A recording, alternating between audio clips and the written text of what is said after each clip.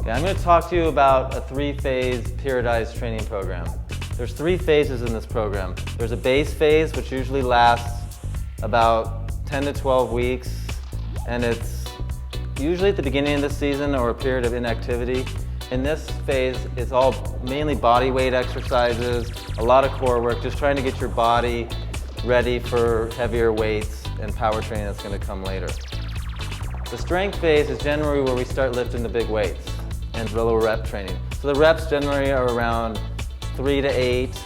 The purpose here is to gain raw strength. So it's heavier weights, less reps. And the power phase is usually, or called the peaking phase, is where we lift lighter weights at a faster rate. What we're trying to gain here is power. Take that strength we gained in the strength phase and turn it into useful power on the field or on the court. And in every program, there's 6 basic movements that should be in some form in every training program. And so what I'm going to show you is all the 6 movement patterns that you should try to incorporate in all your programs. Okay, the first one is all the hip dominant exercises.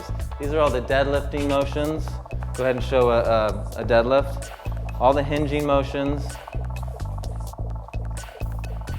Perfect. All the stuff where you're using a lot of hip movement. So it's all the deadlifting variations, step-ups, bridges, hamstring curls, anything that uses the posterior chain, all the muscles in the back. Perfect. Okay, the second one is the quad dominant exercises. And you can put those down for a second, Chris. Quad dominant exercises are all the squatting patterns, and people tend to way overuse these compared to the hip exercises. If anything, I have people do more hip than quad because we're so quad dominant in our society. Everyone always goes out in the gym and does squats, lunges. So this pattern is overused, but it's still much needed. So Chris, go ahead and show a couple squats. I'll show little variations of this pattern, so the squat pattern. Good, do a lunge. Good, and all their variations, a side lunge. All these are quad dominant exercises, meaning that you're mainly working your quads in the front of your body when you're doing these. Perfect. So that takes care of all of the leg, parts of the legs. And again, I'm going to say it again, if anything, veer towards more hip dominant exercises than quad dominant exercises. Don't steer away from those just because you can't see the back doesn't mean you don't have to work it. Okay, now we're going to go to the upper body. There's 4 main patterns in the upper body. There's vertical push, vertical pull, horizontal push, and horizontal pull.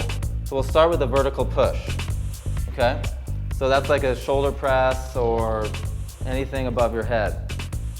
So he's going to take it, so anything you're pushing vertically. There you go. Perfect, so it's all the shoulder presses and all the variations. Okay, then we're going to do the horizontal pull, okay? So with any rowing exercises, done. So anything where you're rowing or those kinds of motions. Perfect. Okay, now a vertical pull. Okay, and all the pull-ups, pull-downs, all those kinds of motions. Perfect. Okay, now we're going to do the horizontal push. That's all your pressing motions. Push-ups, bench press, dumbbell press, and all those. There you go. Perfect. So come up.